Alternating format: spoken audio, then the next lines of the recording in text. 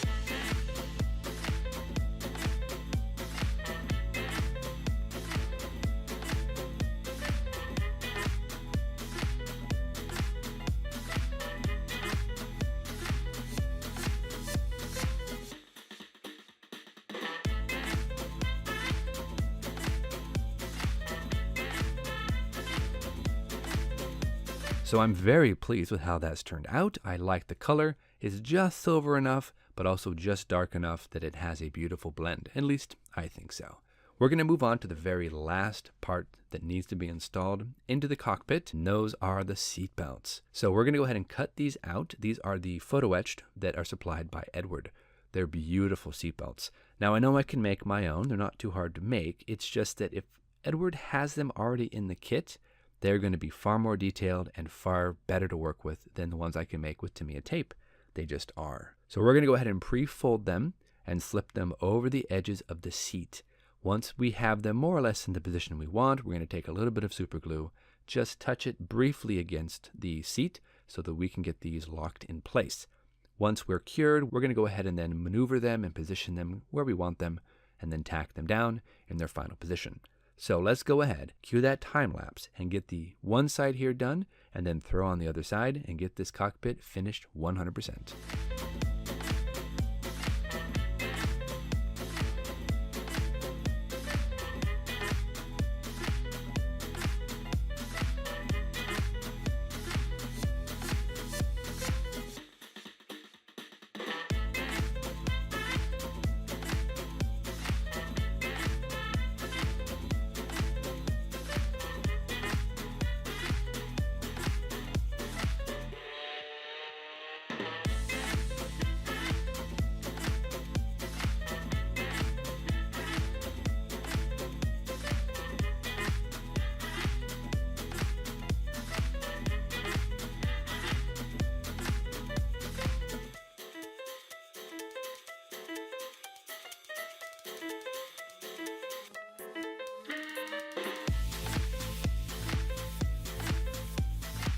All right, everybody, check out the cockpit floor. We have everything glued in, and I personally love how this looks. We've got the seat, we've got our seat belts, we have our rudder control cables, we have everything painted, weathered. I love it. It looks great. Now, what we're going to do is test fit this into the side of the fuselage, and I'm pretty sure this should fit without much hassle. We do have to add a little bit of Tamiya extra thin, though, just to make sure to tack this in place so we can get our final alignments. Now, with that glued in place, let's go ahead and test fit the other side and see how the other half of the fuselage comes together. Okay, we have a few gaps here and there. We're going to need to go ahead and close up those gaps for sure. So let's figure out where we have to go ahead and make some corrections. We might have to take a few jeweler files here and there just to scrape off some stuff here on the cockpit floor. do a little bit of work here and there, but I think we should be able to get this fitting decently.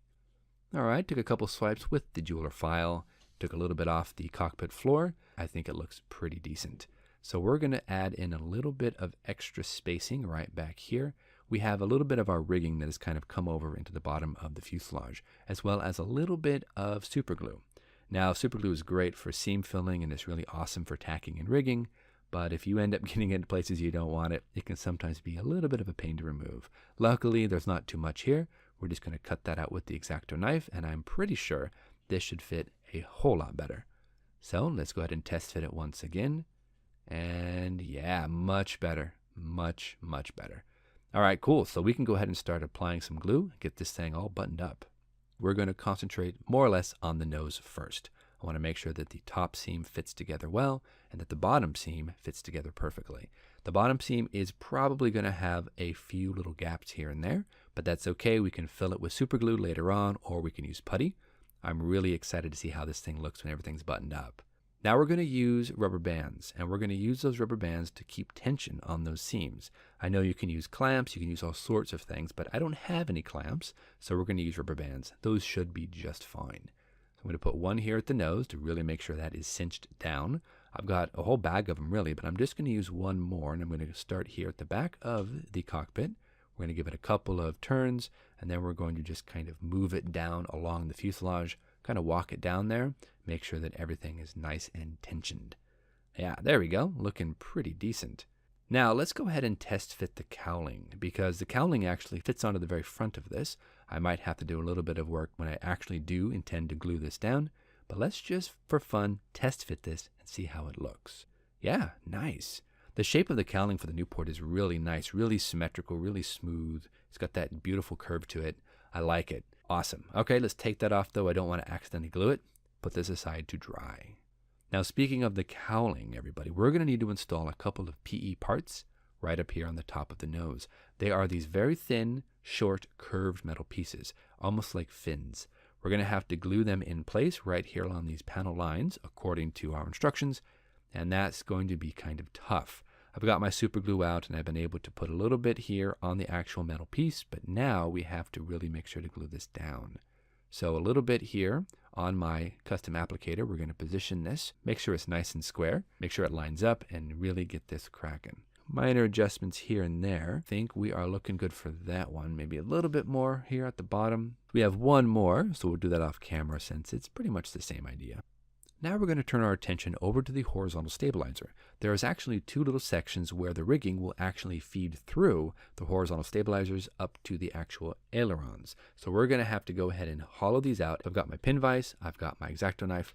Let's cue that time lapse and get these holes opened up.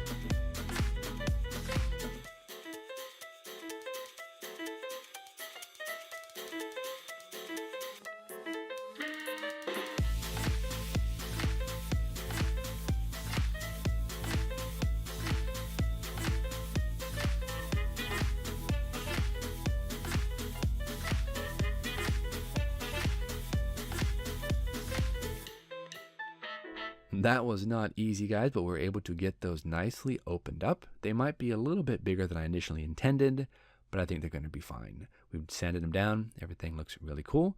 Let's turn our attention over to the propeller. Now the propeller itself, I need to go ahead and prime. I want to prime that with some basic Tamiya buff. I think it's going to be a really good color. We're going to shave it down though. We're going to make sure that all of these seams are nice and sanded down. Then we're going to come back. We're going to airbrush this with buff, as well as the wing supports. I want to go ahead and prime those with buff as well.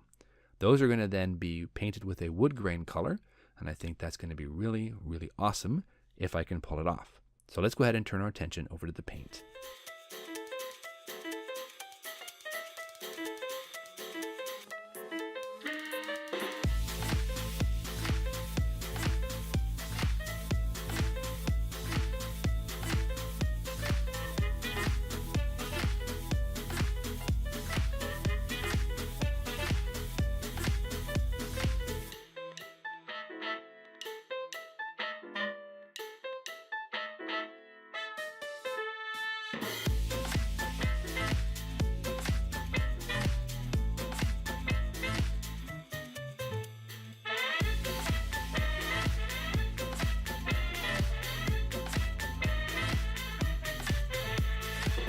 So I'm going to go ahead and finish off the episode by airbrushing the headrest. I'm going to base coat it here with the Tamiya buff, but we're going to go ahead and call it quits for today. We will see you back here next week on episode number 5 for the Great War Group Build. Until then, guys, stay strong, keep on building, have some fun, build something cool, and we'll see you back here next week on Ben Builds.